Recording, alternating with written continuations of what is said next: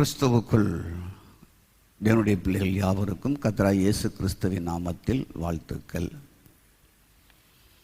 நேற்று நம்ம ஒரு செய்தியை கேட்டோம். ஆவியின் சிந்தையோடு ஜெபிக்கிற ஜெபம் பிசாசுக்கோ, பாம்புக்கோ, பேய்க்கோ, சூனியத்திற்கோ, ஏவலுக்கோ அதை பற்றி பேசினாலும் பயம் இல்லை, சொன்னாலும் பயம் இல்லை என்ற ஒரு செய்தியை கேட்டிருப்பீங்க. இந்த கிளுகிழுப்பு உண்டாக்குற பயங்கள், தீர்க்க தரிசனங்களெல்லாம் என்னை ஒன்றும் சேதப்படுத்த முடியாது என்று கேட்டீங்க. இன்றைக்குமே இந்த ஸ்பிரிச்சுவல் ப்ரேயர், ஸ்பிரிச்சுவல் மைண்ட், ஆவியின் சிந்தை ஜெபிக்கிற ஜெபத்தை பற்றி உங்களுக்கு பேச போகிறேன். கர்த்தருக்கு ஸ்தோத்திரம். 3 வசனம் உங்களுக்கு சொன்னேன், ஞாபகம் இருக்கா?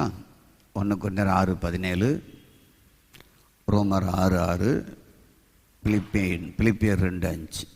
இங்கே தான் கர்த்தருடைய சிந்தை, தேவனுடைய சிந்தை, கிறிஸ்துவின் சிந்தை, ஆவியின் சிந்தை கூடப்பட்டு இருக்கிறது. 3மே ஒன்று.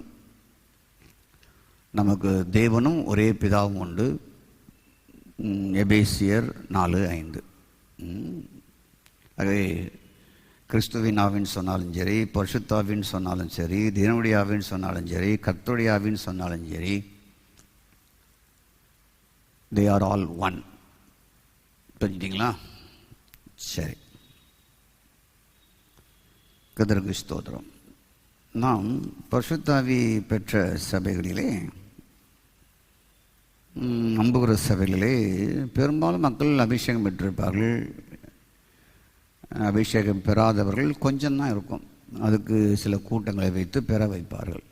எங்களுக்கு இதில் பல ஆண்டுகள் அனுபவங்கள் இருக்கிறது.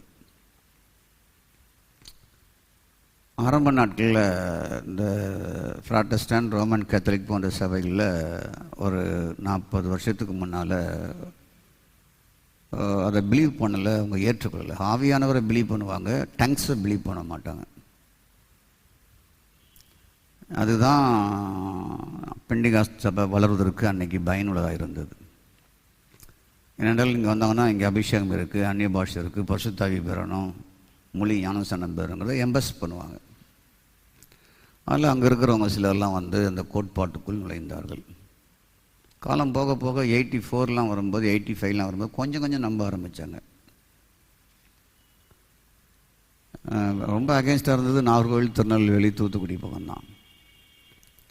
அதுக்கப்புறம் அவங்களும் அதை அங்கீகரித்தாங்க. அவங்க சபையில் வாரத்தில் ஒரு நாள், இடைப்பட்ட நாட்களில் கன்வென்ஷன் பாட்டு பாடி அபிஷேகத்தோடு ஆராதனை நடத்த ஆரம்பித்தாங்க. என்ன கடலுக்குள் நடத்தின ஒரு சிஎஸ்ஐ அவர் அதிஸ்ராஜ் ஐசக் தாலயத்தில் இருந்தார், திருநெல்வேலி மாவட்டத்தில். அவர் என்னை அபிஷேகம் பெற வைத்தார். அவர் அபிஷேகம் பெற்ற ஊழியர், அந்நிய பாஷையோடு. நான் அவர் இருந்த ஆலயத்திற்கு போயிருக்கிறேன். தாலயத்தில் சிஎஸ்ஐயில் முழு ஜெபத்தில் நல்ல அந்நிய பாஷை பேசி முழு ஜெபம் நடத்துவார். கர்த்தருக்கு ஸ்தோத்திரம். சரி, பரிசுத்தாவியே இப்போ எல்லா சபைகளையும் எதிர்க்கலை. கரஸ்மாட்டிக் மூமெண்ட்டும் கூட அவங்க ரோமன் கேத்தலிக் சொல்கிறாங்க. எல்லாம் பிலீவ் பண்ணுறாங்க. சரி, நம்ம அதை அக்செப்ட் பண்ணுவோம். நான் விரும்புவது, கேட்பது என்னவென்றால், where is where spiritual mind, உன்னுடைய ஆவின் சிந்தை எங்கே என்பதான் நான் கேள்வி கேட்குறேன். அப்படி ஒன்று இருக்குதாங்கிறது அநேகருக்கு தெரியாத ஒன்றாகவும் இருக்குது, புரியாத ஒன்றாகவும் இருக்குது. காரணம், அந்த பழைய ஏற்பாட்டிலேயே சுற்றி வருவாங்க, சுவிசேஷ புஸ்தகத்தில் வருவாங்க. ரோமரை படிக்கும்போது அவங்களுக்கு புளிப்பேப்பம் வந்துடும். கொரிந்தியரை படிக்கும்போது அவங்களுக்கு கண்ணை காட்டில் கட்டி விட்ட மாதிரி இருக்கும். எபேசியர், கொலேசியர்லாம் படிக்கும்போது நில குழஞ்சி கீழே விழுந்துருவாங்க. ஏன்னா அதில் கொஞ்சம் புரியாது உங்களுக்கு. ஏதோ படிப்பாங்க, வருஷத்துக்கு 1 முறை படித்தேன், 2 முறை படித்தேன்னு சொல்லி ப்ரைஸ் வாங்குவாங்க. 3 முறை படித்தேன்னு சொல்லி நாங்களும் கொடுப்போம். இப்போது இந்த Christ mind, God's mind, spiritual mind, அது என்கிட்ட செயல்படுதா, என்கிட்ட இருக்கா, அது எங்கே போச்சு, அதை நான் எப்படி பயன்படுத்துகிறேன், எப்படி பயன்பாட்டுக்குள்ளே இருக்குது, வாட் பெனிஃபிட், அதனால் என்ன பிரயோஜனம், நான் இதை பிரயோஜனம் அடைஞ்சிருக்கிறேன்னா ஏங்கிறது ஒரு நோ ரெவலேஷன், அதை குறித்து இல்லை. ஆனால் எல்லாருக்கும் அந்த கிறிஸ்துவை பற்றி தெரியும். அந்த ரெவலேஷனை நிறைய பாஸ்டர்ஸ் கொடுக்குறாங்க. கானான் பயணத்தை பற்றி தெரியும், அது தப்பு இல்லை, தெரிஞ்சு வச்சுருப்பது நல்லது தான். டேனியல் ரெவலேஷனை பற்றி தெரியும், ஜான் ரெவலேஷனை பற்றி தெரியும். ஓரலாக அதை நிறைய சபையில் ஒரு பெரிய சார்ட் போட்டே நடத்துகிறாங்க, ஆசிரியப்பு கூட நடத்தலாம். நான் கேட்குறேன், ஸ்பிரிச்சுவல் மைண்டை குறித்து ஸ்டார்ட் போட்டே நடத்தியிருக்காங்களா? 2000 சிங்கப்பூர் போயிருந்தேன், 2005. அந்த ஒரு முறை தான் போனேன், அதுக்கப்புறம் போகிறதுக்கு விருப்பம் இல்லாமல் போயிட்டு.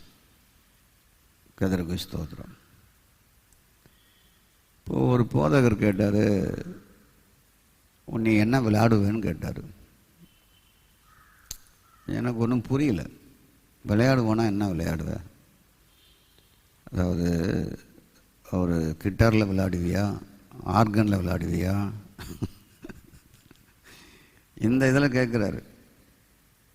எனக்கு ஒன்றுலேயும் விளையாட தெரியாது அப்படின்னு. கதிரகு ஸ்தோத்திரம். அப்போது இம்பார்ட்டண்ட்டாக அதுக்கு தான் இன்னைக்கு கொடுக்குற ஒன்று ஆகிப்போச்சு. அது தப்பும் கிடையாது, அது தேவையில்லை. எங்கள் சபையில் இசை இல்லாட்டா அது நான் ஒத்துக்கொள்ளவே மாட்டேன்.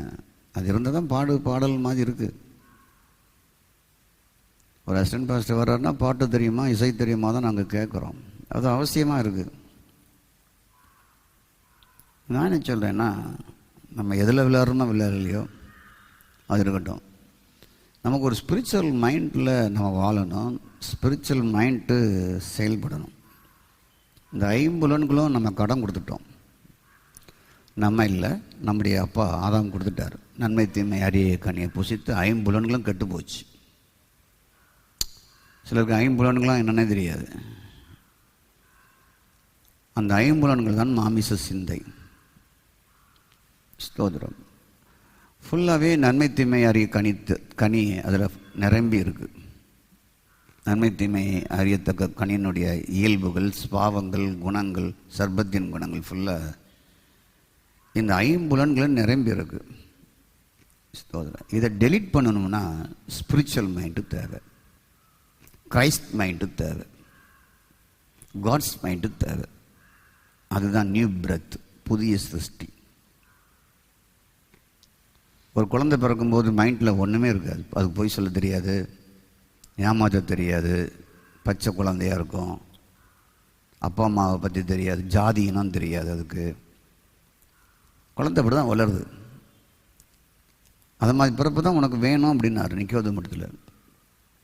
சிறு பிள்ளைகளாக மாறுங்கள் அப்படின்னாரு யூதர்கள்ட்ட, சீஷர்கள்ட்ட.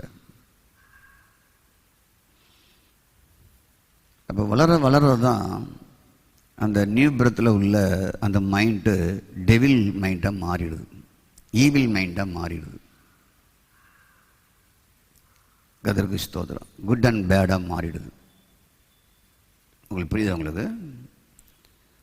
அப்போது சிலுவை மரணத்தின் மூலமாக நமக்கு நியூ பிரெத் கிடைக்குது, புது சிருஷ்டி. ஒருவன் கிறிஸ்துவுக்குள்ள இருந்தால் புது சிருஷ்டி. அதை டோட்டலாக சேஞ்ச். 5 புலன்களும் எல்லாமே மாற்றம் அடையுது. உணர்வுகள், உணர்ச்சிகள், யோசிப்பது, சிந்திப்பது, கர்த்தருக்கு ஸ்தோத்திரம், அத்தனையும் அது மாறுகிறது. கர்த்தருக்கு ஸ்தோத்திரம். இந்த ஸ்பிரிச்சுவல் மைண்டு வந்துட்டுன்னா உங்கள் ப்ரேயர் வித்தியாசமாக இருக்கும். பரிசுத்த ஆவியை பார்க்க முடியுமா? பார்க்க முடியாது. ஆவியானவரை பார்க்க முடியுமா? பார்க்க முடியாது. கிரைஸ்ட் ஆவியை பார்க்க முடியுமா? பார்க்க முடியாது. கிரைஸ்ட் ஸ்பிரிட்டை பார்க்க முடியுமா? பார்க்க முடியாது. காட் ஸ்பிரிட்டை பார்க்க முடியுமா? உங்கள் ஆவியை பார்க்க முடியுமா? பார்க்க முடியாது. உங்கள் ஆத்மாவை பார்க்க முடியுமா? பார்க்க முடியாது. உங்கள் மனதை பார்க்க முடியுமா? மனதை பார்க்க முடியாது. உணர்வு பார்க்க முடியுமா? பார்க்க முடியாது. உணர்ச்சியை பார்க்க முடியுமா? பார்க்க முடியாது. யோசனையை பார்க்க முடியுமா? பார்க்க முடியாது. ஆனால் அதெல்லாம் இருக்குது. ஸ்தோத்திரம். அப்போ காண முடியாத ஒரு ஆவியின் சிந்தையை உங்களுக்கு கடவுள் கொடுத்துருக்கிறார். அந்த சிந்தையோடு யோசிப்பது, ஜெபிப்பது, நிதானிப்பது, உணர்வது, எல்லாமே இருக்கா இல்லையா, என்ன ஆனது என்பது நமக்கு கொஞ்சம் கலந்து யோசித்தாதான், இதெல்லாம் சிந்தித்தாதான் அவங்க ப்ரேயரு வெற்றியான ஒரு ப்ரேயரை மாறும். ஸ்தோத்திரம். ஆவியின் சிந்தை மனம், அந்த ஆவியின் மனம் ஆவியின் சிந்தை இல்லாத ஒரு கிறிஸ்தவர்களாகவோ ஒரு ஊழியராகவோ ஒரு தீர்க்கதரிசியாகவோ இருப்பார்கள் என்றால் தங்களை தாங்க ஏமாற்றிக் கொள்கிறார்கள். உங்களுக்கு புரியுதுங்களா?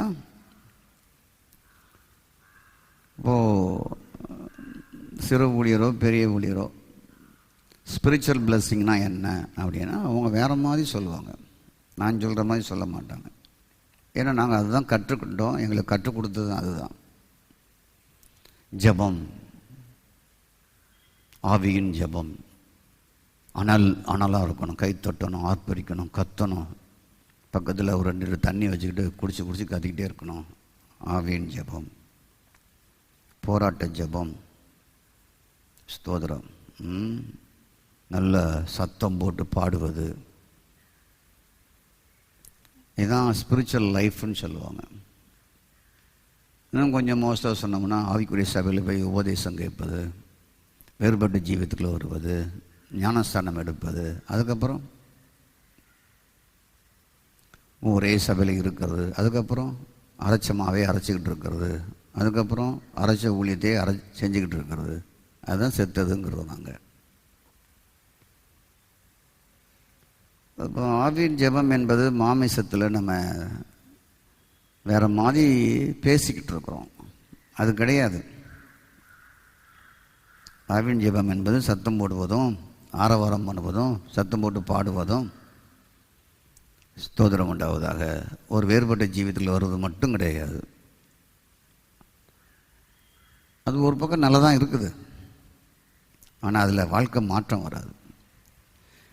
இந்த சிந்தை ஆவியின் சிந்தை இருந்தால் தான் அதெல்லாம் புரோஜனப்படும். சத்தம் போட்டு ஜெபம் வைக்கிறதோ, சத்தம் போடாமல் ஜெபம் பண்ணுறதோ, சத்தம் போட்டு பாடுறதோ, சத்தம் போடாமல் பாடுறதோ, அப்போ தான் அது உதவும். உங்களுடைய ஆவியின் சிந்தை காண முடியாத ஒன்று இருக்கிறது. அப்படிப்பட்ட ஆவியின் சிந்தையில் தான் உங்கள் ஆவி இணைந்து ஜெபம் பண்ணணும். உங்கள் ஆவி தனி, மேன் ஸ்பிரிட்டு, தேவனுடைய ஆவி, ரெண்டும் இணையணும். இதையும் பார்க்க முடியாது, இதையும் பார்க்க முடியாது. இந்த பார்க்க முடியாது ரெண்டும் இணையணும். அதான் கர்த்தரோடு இசைவது, ஒரே ஆவியாக மாறுவது. 1 கொரிந்தியர் 6:17.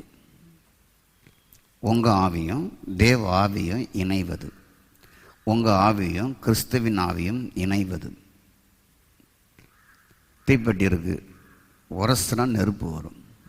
இல்லாத வரைக்கும் பெட்டிக்குள்ளே பத்திரமா 50 வருஷம் இருக்கும். எத்தனை வருஷம்? 50 வருஷம் உள்ள அப்படியே இருக்கும். உரசுனா தான் தேவி வரும். அப்போது தேவனுடைய ஆவி உங்களுக்குள்ளே இருக்குது, உங்கள் ஆவியும் உங்களுக்கு இருக்குது. ஆனால் உரசப்படாமலே இருக்குது, பற்ற வைக்காமலே இருக்குது, அங்கே செயல்படாமலே இருக்குது. அது ரெண்டும் இணைஞ்சி ஜெபம் பண்ணல.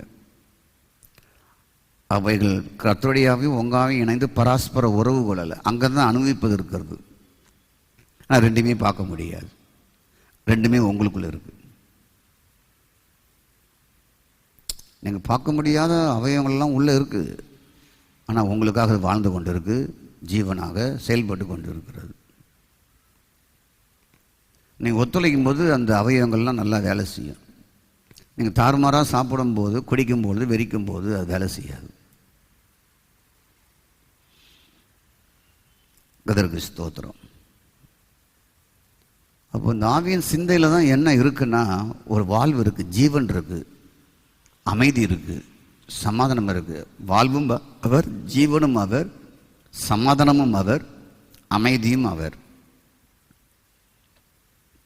அவர் தான் எல்லாமே. அப்போது இந்த ஆவியின் ஜீவனுக்குள்ளே இதெல்லாம் வச்சிருக்காரு ஆண்டவர். ஆவியின் தேவனுடைய ஆவிக்குள்ளே இதெல்லாம் இருக்குது. ஜீவனும் அவர் தான், வாழ்வும் அவர் தான், அமைதியும் அவர் தான், சமாதானமும் அவர் தான். ரோமர் 8:6. கர்த்தருக்கு ஸ்தோத்திரம். அப்போ அந்த ஆவியின் மனதோடு ஜெபிக்கிறீங்க. அந்த ஆவியின் மனம் உங்களுக்குள்ளே இருக்கும் என்றால் நீங்கள் எதற்கும் பயப்பட வேண்டிய அவசியம் இல்லை. Don't worry. அந்த மாமிச மனம் தான் டிஸ்கரேஜ் ஆகுது, உடையுது, ஏதாவது சொன்னால் பயப்படுது, ஒரு நிகழ்ச்சியை கண்டு அஞ்சுது.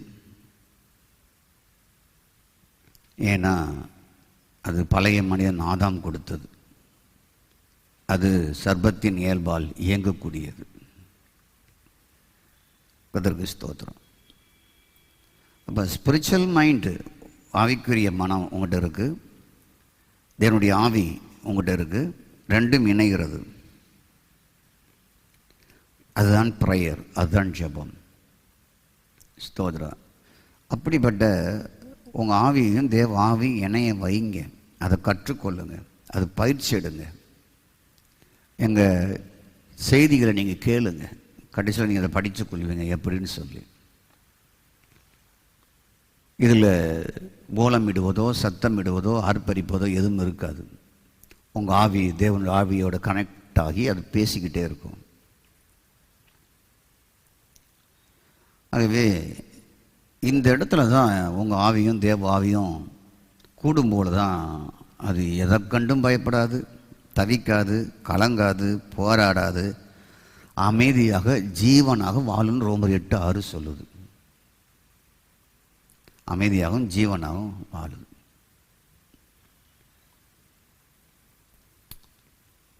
இதற்கு ஸ்தோத்திரம். சிறு வயதில் சில விளையாட்டுகள்லாம் இருக்கும் எல்லா பிள்ளைகளுக்கும். இப்போ என் கூட படித்த மாணவர்லாம் என்ன பண்ணுவாங்கன்னா, கூடி எங்கேயோ ஒரு பாம்புக்கும் படித்தானுங்கன்னா அதை அடித்து நீட்டாக ரோட்டில் போட்டுருவோம், நீளமாக போடுவோம், குறுக்க போடுவோம். அது செத்து தான் நீளமாக போட்டிருக்கோம். போட்டுட்டு தூரத்துலேருந்து பார்த்துட்டு இருப்பானுங்க. நானும் கூட இருந்து பார்த்துட்டு இருப்பேன். ஆனால் ரோட்டில் போகிறவங்கலாம் பயப்படுவான். அது செத்து தான் கிடக்குது, ஆனால் ரோட்டில் போகிறவங்களாம் பயப்படுவாங்க. அது இப்படி விலகி போவாங்க, அப்படி விலகி போவாங்க. பெண்கள் ரொம்ப விலகுவாங்க, வண்டி ஓரமாக ஓட்டுவாங்க, இந்த பக்கம் வளைச்சி ஓட்டுவாங்க. சிலர் அங்கே வரும்போதே வண்டி நிப்பாட்டி பின்பக்கமாக போயிடுவாங்க.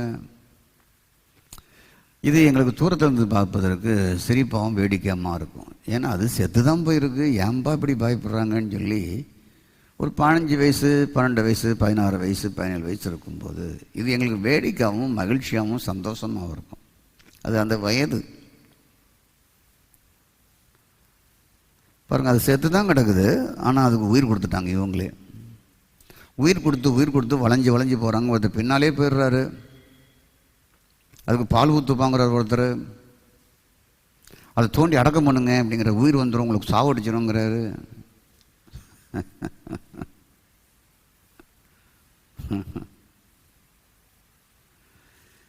நமக்கு வீணான பயம் எதுலலாம் இருக்குதோ அதுக்கு நீங்கள் தான் உயிர் கொடுக்குறீங்க. செத்ததுக்கெல்லாம் பயந்து, ஒன்றுமில்லாதெல்லாம் பயந்து நீங்கள் அதுக்கு உயிர் கொடுக்குறீங்கிறதுக்காக நான் அதை சொல்கிறேன். ஒன்றுமே இல்லாதெல்லாம் நீங்கள் உயிர் கொடுத்துட்ருப்பீங்க. ஏன்னா உங்கள்கிட்ட இருக்கிறது வந்து ஃப்ளஷ் மைண்ட், சரீர மனம், மாமிச மனம். கர்த்தருக்கு ஸ்தோத்திரம். அது வீழ்ச்சியின் மனம். இந்த வீழ்ச்சியின் மனம், மாமிச மனம் தான் கண்டதை நினச்சி பயப்படும். செத்துப்போன விஷயத்துலாம் பயப்படும், இல்லாத விஷயங்களுக்கெல்லாம் பயப்படும். நாங்கள் ப்ரேயர் லைஃப்பில் உங்களுக்கு என்ன கற்றுக் கொடுக்குறோன்னா, கொஞ்சம் யோசிங்க. இந்த ஸ்பிரிச்சுவல் மைண்டோட ஜெபிப்பது ஆவியின் ஜெபம் கிடையாது, ஸ்பிரிச்சுவல் மைண்டோட ஜெபம் பண்ணுது. ஆவியின் சிந்தையோட ஜெபம் பண்ணுவது. உங்கள் ஆவியின் சிந்தையும் தேவனுடைய சிந்தையும் ஒன்றாய் இணைவது. உங்கள் ஆவியும் தேவனுடைய ஆவியும் ஒன்றாய் இணைவது. கர்த்தருக்கு ஸ்தோத்திரம். அப்போது ஒன்றுக்கும் பிரயோஜனம் இல்லாதவங்களுக்கும் செத்து போனவைகளுக்கும் கர்த்தருக்கு ஸ்தோத்திரம். சூனியம், சூனியம் 3-4 எழுத்து. இதுக்கு பயப்படுறத பார்த்தா நாங்கள் நான் என்னத்தை போய் சொல்ல. கர்த்தருக்கு ஸ்தோத்திரம். ஏவல் 3 எழுத்து, ஏவாயில் ஏவல். ஸ்தோத்திரம். இந்த 3 எழுத்துக்கு நடுங்காதவங்களாம் நடுங்கிறாங்க. கர்த்தருக்கு ஸ்தோத்திரம். ஆகவே அதெல்லாம் செத்து போனது, அதெல்லாம் சிலுவையில் தலை நசுக்கப்பட்டது. மரணத்தின் அதிகாரியாகிய பிசாசானவனை தன் மரணத்தினாலே அழித்தார். எபேசியர் 2:14 அழித்தார். இப்போ நான் உங்களுக்கு சொல்கிறேன், நீங்கள் ஒரு முடிவில்லாத ஆவி, நித்திய ஆவி, கிரைஸ்ட் நித்திய ஆவியினாலே பழுதற்ற பலியாக தம்மை ஒப்பு கொடுத்தார். எபேசியரில் சொல்லப்பட்டிருக்கு, நித்திய ஆவியினாலே பழுதற்ற பலியாக ஒப்பு கொடுத்தார் அப்படின்னு சொல்லி. நித்திய ஆவினா என்ன? நித்தியமாக இருக்கிற தேவனுடைய ஆவி, முடிவில்லாத ஆவி. அவர் தான் பலியாக, மாசற்ற பலியாக ஒப்பு கொடுத்தாராம். முடிவில்லாதவர், நித்தியமாக இருக்கிறவர் தான் தன்னையே மாசற்ற பலியாகி கொடுத்தாராம். நித்திய ஆவி, முடிவில்லாத ஆவி. அந்த கிறிஸ்துவோடு நீங்கள் இணைந்து ஒரே ஆவியாக இருக்கிறத நீங்கள் கண்டுபிடிக்கணும். அதான் ப்ரேயர், அதான் ஜபம், அதான் சீக்ரெட் ப்ரேயர், அதான் உள்ளான மனிதனுடைய ஜபம். நான் வெளிப்புற மனிதனுடைய ஜபத்தை நான் பேசல. தொடர்ந்து 24வது மெசேஜாக உங்களுக்கு இருக்கும். அப்போ நித்தியமாய் முடிவில்லாதவராக இருக்கிற அந்த ஆவியோடு உங்கள் ஆவியை சேர்ந்து ஜபிக்கிற ஜபம், அதுதான் விலையேற பெற்ற ஜபம், அதுதான் புரட்சி உண்டாக்குற ஜபம், அதுதான் எழுப்புதலை உண்டாக்குற ஜபம், அதுதான் நோய்களை உங்களை விட்டு சிதறடிக்கிற ஜபம், பிசாசின் தந்திரங்களை சிதறடிக்கிற ஜபம், ஸ்தோத்திரம், ராட்சச பேய்களை பயப்பட வைக்கிற ஜபம். அங்கதான் ஃபேண்டாஸ்டிக்கான ஒரு உறவுகள் உங்களுக்கு உண்டாகும், தேவனுக்கும் உங்களுக்கும். அப்போ நித்திய ஆவியானவர், ஸ்தோத்திரம் உண்டாவதாக, அவர் தான் நித்திய ஆவியானவர். சிலர் அந்த பேரை எடுத்துக்கிட்டாங்க, நித்தியானந்தம் நம்ம பேரை எடுத்துக்கிட்டாங்க. அது தேவனுடைய பேர். நித்தியமாக இருக்கிறவர், நித்தியானந்தமாக இருக்கிறவர், நித்தியமாக இருக்கிறவர், முடிவில்லாதவராக இருக்கிறவர், ஆதியமாக இருக்கிறவர், அந்தமாக இருக்கிறவர், உங்களுக்குள் குடியிருக்கிறார். அவருடைய இரத்தத்தில் நீங்கள் ஐக்கியப்பட்டு இருக்கிறீங்க. ஸ்தோத்திரமுண்டாவதாக. இந்த நித்தியமானவர், முடிவில்லாதவர், ஆதியும் அந்தமானவரோடு நீங்கள் ஐக்கியப்பட்டு இருக்கிறீங்க. கிறிஸ்து உங்களில் இருக்கிறார். இப்படிப்பட்ட அற்புதமான வாழ்வு தான் ஒரு மேலான வாழ்வு. அந்த வாழ்வில் இருந்து தான் உங்கள் ஜபமே இந்த பூமியில் பிரதிபலிக்கணும். அதுதான் உங்களை உலகத்துக்கு வெளிச்சமாக, பூமிக்கு உப்பாக கொண்டு போகும். அந்த லைஃப் தான் உங்களை மலையில் மேற்கிற பட்டணமாக ஹையஸ்டில் வைக்கும். ஒரு மவுண்டன் லைஃப்பை தரும், மலையின் வாழ்வு. கதருக்கு ஸ்தோத்திரம், கதருக்கு ஸ்தோத்திரம். அப்போ திரியேக தேவன் உங்களில் குடியிருக்கும்போது, அப்படிப்பட்ட அந்த திரியேக தேவனோடு உங்களுடைய ஆவி உறவு கொண்டு ஜெபிப்பது, உறவு கொள்வது, அதில் தான் அசையாத மலைகளும் அசையும். இதற்கு நீங்கள் நேரத்தை கொடுக்கணும், ஸ்பெண்ட் பண்ணணும், கிரயம் செலுத்தணும், அவருடைய லிங்கில் நீங்கள் இருக்கணும். ஏதோ ஆலயத்தில் போய் 5 நிமிஷம் ஜெபம் பண்ணிவிட்டு 10 நிமிஷம் ஜெபம் பண்ணிவிட்டு 10 மணிக்கு ஜெபம்னா 11 மணிக்கு போயிட்டு 12 மணிக்கு கிளம்பி போவதில்லை, அல்லது 11:30 போயிட்டு 12 மணிக்கு கிளம்பி போவது கிடையாது. கதிருக்கு ஸ்தோத்திரம். ஆகவே திரியேக தேவனே உங்களுக்குள் குடியிருக்கிறார், நித்தியானந்தமே உங்களுக்குள் குடியிருக்கிறார், அழியாதவர் உங்களுக்குள் குடியிருக்கிறார், முடிவில்லாதவர் உங்களுக்குள் குடியிருக்கிறார், ஆதி மந்தமானவர் உங்களுக்குள் குடியிருக்கிறார். அங்கு குடியிருக்கிற அந்த தினுடைய ஆவியோடு உங்கள் ஆவி இணைந்து உருவாகிறது தான் ஜபம். அப்படிப்பட்ட வாழ்வு உங்களிடத்தில் இருக்கும் பொழுது தான் அசையாத பேயோ நோயோ மலையோ, அது எதுவோ, அது சாக்கடையோ நாத்தமோ, அது எல்லாம் தீர்க்க முடியாத பிரச்சனைகள் எல்லாம் தானாகவே அதில் இருந்து இல்லாமல் உடஞ்சி ஓடி போயிடும். உடைந்த தண்ணீர் போல, ஒரு பானை உடஞ்ச உடனே, மண் பானை உடஞ்ச தண்ணீர் கபகன்னு எல்லாம் வெளியே வந்துடும் ஒரு செகண்டில். அது போல் அந்த இணைகிற இடம் இருக்குது பார்த்தீங்களா, உங்கள் ஆவியும் தேவ ஆவியும் இணையுது பார்த்தீங்களா, அங்கே உங்கள்கிட்ட வந்து ஒரு புலம்பலும்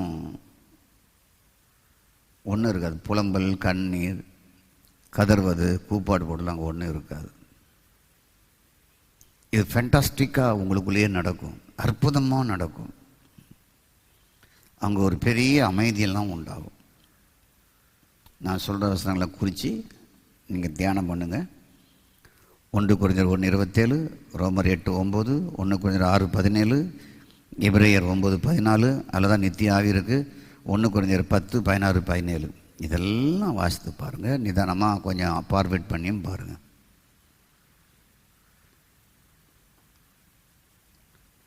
எதிர் சக்தி வல்லமைகளுக்கு வல்லமை கொடுப்பது யார்? நீங்கள் தான். எதிர் சக்தியை நீங்கள் என்னைக்கு பெருசாக நினைக்கிறீங்களோ அவன் பவரில் கூடினவன். கதிருக்கு ஸ்தோத்திரம். எதிர் அணி பவராக இருந்தால் ஆட்சி செய்கிற அணி ஆடி போகும். அது உலகத்தில் நம்ம பார்க்குறோம்.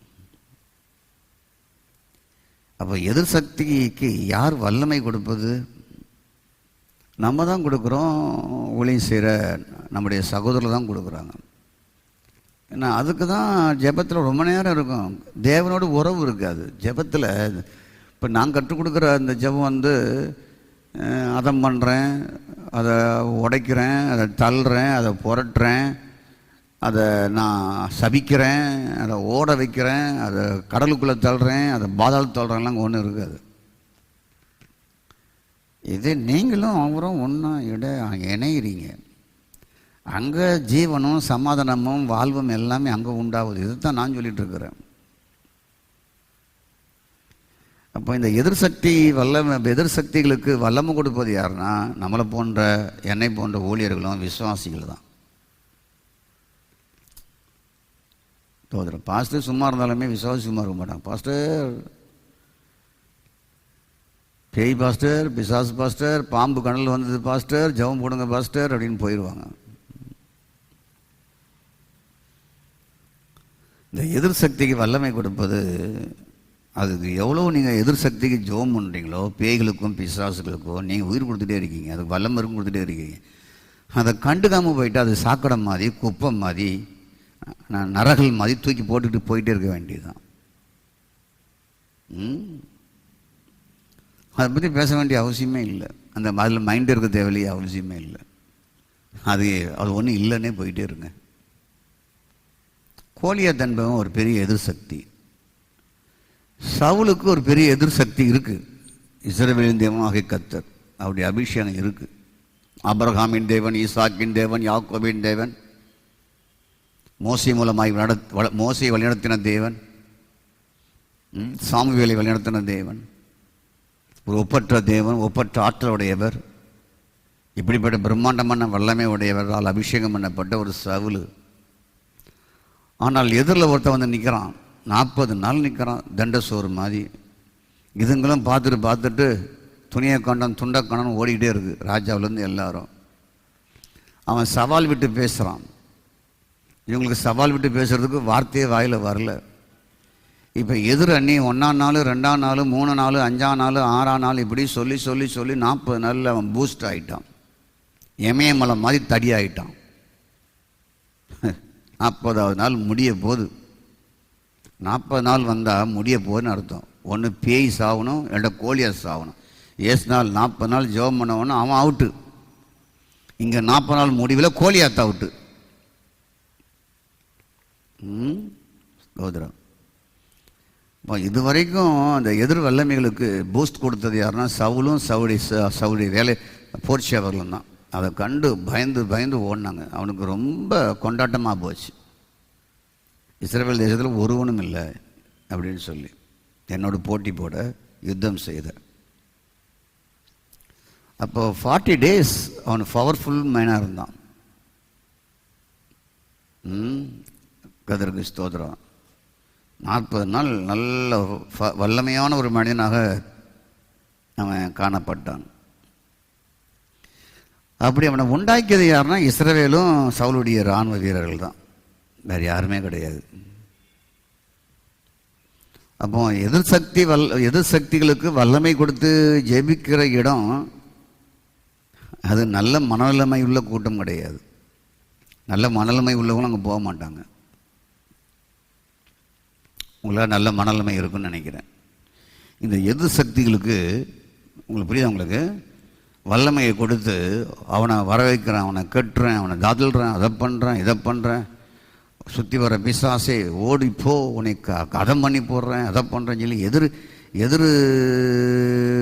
எதிராளியாகிய சர்பத்தை, எதிராளியாகிய பிசாசானவனை அவனுக்கு வல்லமை புரிந்தவனாக அவனை நினச்சிக்கிட்டு அவனை உருட்டுறேன், பரட்டுறேன், பாரு உன்னை என்ன பண்ண போகிறோம் பாரு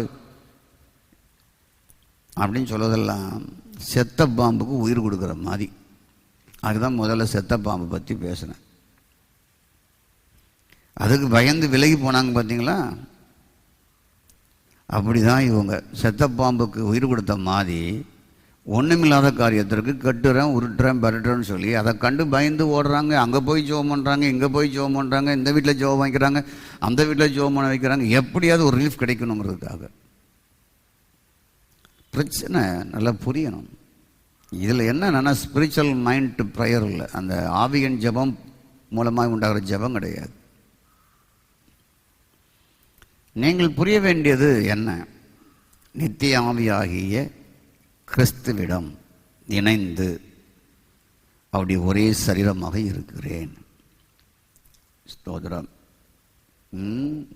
ரோமர் 12:5 கிறிஸ்துவின் சரீரமாக இருக்கிறேன், நான் ஒரே ஆவியாக இருக்கிறேன். 1 கொரிந்தியர் 6:17, எபேசியர் 5:30 நீங்கள் கிறிஸ்துவின் அவயவங்களாக இருக்கிறீர்கள், அப்படி எலும்புக்குரியவர்களாக இருக்கிறீர்கள். எபேசியர் 5:30 நான் ஒரே ஆவியாக அவரோடு இணைஞ்சிருக்கிறேன், அப்படி சரீரமாக நான் இருக்கிறேன். ஸ்தோத்திரம் என்று புரிந்து அதை டிக்ளேர் பண்ணி அதை அக்செப்ட் பண்ணி அப்படி ஜெபிக்கிற போது தான் எதிர்மறையானது சாதகமற்ற எண்ணங்கள் அதிர்வுடன் அடித்து புரண்டு உங்களை விட்டு ஓடியே போயிடும், காலி பண்ணிட்டு ஓடிடும். சோதரம், நித்திய ஆவியாக இருக்கிற கிறிஸ்து என்னோடு இருக்கிறார், நான் அவனோடு இணைந்திருக்கிறேன், நான் ஒரே ஆவியாக இருக்கிறேன். கர்த்தருக்கு ஸ்தோத்திரம். நீங்கள் அப்படி உங்களுடைய ஆவியில் ஜெபிக்கும்போது தான், ஆவியின் சிந்தையோடு ஜெபிக்கும்போது தான் சாதகமற்றதெல்லாம், உருப்படாதெல்லாம், செத்துப்போன சர்ப்பம் எல்லாம், எதிர்மறையாக இருக்கிற அத்தனையும் மேற்கொள்ளாமல் அதிர்ச்சியில் ஓடியே போயிடும். இல்லாமல் போவதை நீங்களே பார்த்து அனுபவிப்பீர்கள். இன்னைக்கு உங்களுக்கு புரிஞ்சுதாங்க? உங்களுக்கு எவ்வளவோ புரிஞ்சுது? உங்களுக்கு நிதானமாக ஒன்று ஒன்றா கற்றுக் கொடுத்துருக்குறேன். அப்போ அந்த பேயை கட்டுற, அந்த கட்டுற, இதை கட்டுறங்கிறதுல நீங்கள் இருக்கக்கூடாது. ஏனென்றால் அவங்க அதுக்கு உயிரை கொடுத்துட்ருக்குறாங்க, அதை வாழ வைப்பதற்கு பிரார்த்தனை பண்ணிகிட்டு இருக்கிறாங்க, அதை ஒரு பெரிய சக்தியாக நினைத்து அதோடு ஈடுபட்டுக்கிட்டு இருக்கிறாங்க. உங்களுக்குள்ள இருக்கிற ஒரு பெரியவருங்க, உங்கள்கிட்ட இருக்கிற ஒரு வல்லமையான சிந்தை இருக்குதுங்க, ஸ்பிரிச்சுவல் மைண்ட் இருக்குங்க. நீங்கள் ஓல்டு மேன் கிடையாதுங்க, நியூ மேன். நீங்கள் பழைய ஆதாம் கிடையாதுங்க, நியூ மேன். பிந்தின ஆதாம் ஜீவாத்மாவானான். ஸ்தோத்திரம். முந்தின ஆதாம், பிந்தின ஆதாம் கிறிஸ்து. அவர் உயிர்ப்பிக்கிற ஆவியானார். எப்போ உயிர்ப்பிக்கிற ஆவியானார்? சிலுவையில் மரித்து உயிர்த்தெழுந்த பின்பு உயிர்ப்பிக்கிற ஆவியாக இருக்க. உயிர்ப்பிக்கிற ஆவினா என்ன? வாழ்வு கொடுக்கிற ஆவி. அதான் கிறிஸ்துவின் ஆவி, உயிர்ப்பிக்கிற ஆவி. இயேசு கிறிஸ்து ஆவியாக உங்களுக்குள் இருப்பார் என்றால் எல்லாமே அங்கே புது படைப்பு உருவாகி கொண்டே இருக்கும், புது வாழ்க்கை உருவாகி கொண்டு இருக்கும், புது அற்புதங்கள் உண்டாகி கொண்டே இருக்கும். அதற்கு ஸ்தோத்திரம். இப்போ நம்ம என்ன கற்றுக் கொடுக்குறோம்? என்ன நான் உங்களுக்கு கற்றுக் கொடுத்துட்டு வரேன்? ஆவியின் சிந்தை, அதோடு ஜெபிக்கிற ஜெபம், கிறிஸ்துவின் சிந்தையோடு ஜெபிக்கிற ஜெபம். உங்கள் சிந்தை ஆவியின் சிந்தையாக, கிறிஸ்துவின் சிந்தையாக, தேவனுடைய சிந்தையாக இருக்க வேண்டும். பழைய சிந்தை, மாமிச சிந்தை அது மரணம். அது எதுக்கும் உதவாது. ஓகே, கர்த்தருக்கு ஸ்தோத்திரம். எத்தனை பேருக்கு புரியுது? கர்த்தருக்கு ஸ்தோத்திரம் உண்டாவதாக. அப்போது நீங்கள் புரிய வேண்டியது, என்னிடத்தில் இந்த வேத பாடத்தின் மூலமாக எனக்கு ஒரு நல்ல மைண்டை கர்த்தர் கொடுத்துருக்கிறார். கர்த்தருக்கு ஸ்தோத்திரம். நான் இதன் மூலமாக கர்த்தருக்கு ஸ்தோத்திரம் உண்டாவதாக என்னுடைய மாமிச சிந்தையை நான் இல்லாமல் ஆக்குகிறேன் என்ற ஒரு முடிவு எடுங்க. அப்பொழுதுதான் வெற்றி. எங்கெல்லாம் அந்த சிந்தை இருக்கோ கர்த்தருக்கு ஸ்தோத்திரம் உண்டாவதாக, அதில் வெற்றி வாழ்க்கையே இல்லை. ஓகே, கர்த்தருக்கு ஸ்தோத்திரம். மாமிச சிந்தை இருக்கும் என்றால் நீங்கள் மாமிசத்துக்கு உட்பட்டவர்களாகவே இருப்பீங்க, தேவனுக்கு பிரியமாக இருக்க முடியாது. இந்த மாமிச சிந்தை அங்கேயே சொல்கிற ரோமர் 8:8 சொல்லுது, மாமிசத்துக்கு உட்பட்டவர்கள் தேவனுக்கு பிரியமாக இருக்க மாட்டார்கள். தேவனுடைய ஆவி உங்களில் வாசமாயிருந்தால் நீங்கள் மாமிசத்துக்குட்பட்டவராயிராமல் ஆவிக்குட்பட்டவராக இருப்பீர்கள். ரோமர் 8:9 சொல்லுது. மாமிசத்துக்குட்பட்டவர்கள் தேவனுக்கு பிரியமாக இருக்க முடியாது. தேவனுடைய ஆவி உங்களில் வாசமாயிருந்தால் நீங்கள் மாமிசத்துக்குட்பட்டவராயிராமல் ஸ்தோத்திரமாக ஆவிக்குட்பட்டவராக இருப்பீர்கள். கிறிஸ்துவின் ஆவி இல்லாதவன் அவருடையவன் அல்ல. 8:9. கிறிஸ்து உங்களில் இருந்தால் சரீரமானது பாவத்தின் நிமித்தம் மரித்ததாக இருக்கும். உங்கள் ஆவியானது நீதி நிமித்தம் ஜீவனுள்ள இருக்கும். உங்கள் ஆவி உயிராக இருக்கும், ஜீவனாக இருக்கும், வாழ்வாக இருக்கும். ஓகே, கர்த்தருக்கு ஸ்தோத்திரம். அப்போது இன்னைக்கு நம்ம என்ன புரிகிறோம், என்ன அறிஞ்சிருக்கிறோம்? நம்ம சிந்தையின் ஜெபம். புரியுது உங்களுக்கு? சிந்தையின் ஜெபத்தை பற்றி பார்த்துருக்கோம். நேற்று அதான் பார்த்தோம், இன்றைக்கி அதான் பார்க்குறோம். கர்த்தருக்கு ஸ்தோத்திரம் உண்டாவதாக. என்னிடத்தில் நான் மாமிச சிந்தையை ஒழித்து விட்டேன் என்ற அந்த கான்ஃபிடென்ட்டு உங்களுக்கு கண்டிப்பாக இருக்கணும். கர்த்தருக்கு ஸ்தோத்திரம். புரியுதா உங்களுக்கு? கர்த்தருக்கு ஸ்தோத்திரம். இது வரைக்கும் நீங்கள் கேட்ட செய்தியை நீங்கள் அப்படியே சிந்தித்து நடக்க ஆரம்பியுங்கள். கர்த்தருக்கு ஸ்தோத்திரம். ஆகவே நமக்கு கார்னலி மைண்டட் இஸ் டெத். மாமிசத்தின் சிந்தை அது மரணம். அது இப்போ உங்கள்கிட்ட இல்லை. உங்களுக்கு உங்கள் மைண்டை முழுவதும் கர்த்தர் மாற்றி இருக்கிறார். என் மைண்டு, என் மனம் எல்லாத்தையும் கர்த்தர் மாற்றிட்டார். இப்போ என் மைண்டு கிறிஸ்துடைய மைண்டா, அதனுடைய சிந்தையாக மாறிட்டு, தேவனுடைய சிந்தையாக மாறிட்டு, கர்த்தருடைய சிந்தையாக மாறிட்டு, பரிசுத்தானுடைய சிந்தையாக மாறிட்டு. ஓ காட், அந்த லைஃப்பில் தான் உங்கள் லைஃப்பை பெஸ்ட்டாக நீங்கள் பிரைஸ்கார் உருவாக்கலாம். ஆகவே இதுவரைக்கும் நீங்கள் இந்த மாமிச மனதோடு பல காரியத்தில் ஈடுபட்டிருக்கலாம், செஞ்சிருக்கலாம். அதெல்லாம் கன்ஃபஸ் பண்ணுங்க. சரிதானா? இந்த மாமிச சிந்தை தான் கண்டதில் மாட்ட வைக்குது, கண்டதை பார்க்க வைக்குது, கண்ட இடத்துல பேச வைக்குது, உளருது, பைத்தியம் மாதிரி உளருது, எதையாவது எங்கேயாவது போய் தப்பு பண்ணிட்டு வருது. ஸ்தோத்திரம் உண்டாவதாக. இதெல்லாம் நான் சிலுவையில் ஆணி அடிச்சிடுறேன் ஆண்டவரே. என்கிட்ட இப்போ இருக்கிற ஸ்பிரிச்சுவல் மைண்டு தான், ஆவின் சிந்தை தான். என் சிந்தை மாறிட்டு, என் மனம் மாறிட்டு, ஆவியானவர் எனக்குள்ளே இருக்கிறார். ஸ்தோத்திரம். நான் அந்த ஆவியினால் தேவனுடைய ஆவியோடு இணைத்து என் வாழ்க்கையே மாற்றப் போகிறேன் என்று அர்ப்பணிங்கள். அற்புதமாய் மாறும். கண்களை மூடி ஜெபிப்போம். எங்கள் நல்ல ஆண்டவரே, உம்மை துதிக்கிறோம். பிதா குமாரன் பரிசுத்தாவின் நாமத்தில் ஆண்டவரே நாங்கள் ஒப்பு கொடுக்கிறோம்.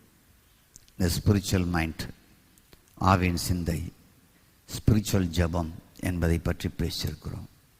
இது தெளிவாய் புரிந்து அப்படியே வாழ்வமைக்க உதவி செய்யுங்க. இயேசுவின் நாமத்தில் பிதாவே, ஆமேன். என் ஆத்துமாவே கர்த்தரை ஸ்தோத்திரி, என் முழுவதுமே பரிசுத்த நாமத்தை ஸ்தோத்திரி. என் ஆத்துமாவே கர்த்தரை ஸ்தோத்திரி, கர்த்தர் செய்த சகல வரலை மறவாதே. ஆமேன். God bless you. கர்த்தர் உங்களை ஆசீர்வதிப்பார். ஆமென்.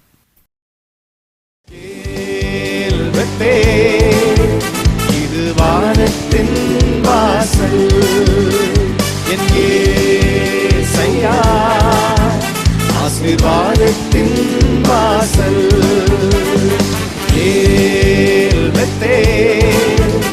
இது வானத்தின் வாசல், என் இயேசையா ஆசீர்வாதத்தின் வாசல். தலை சாய்க்கும் கல் நீரையா, மூளை கல் நீர்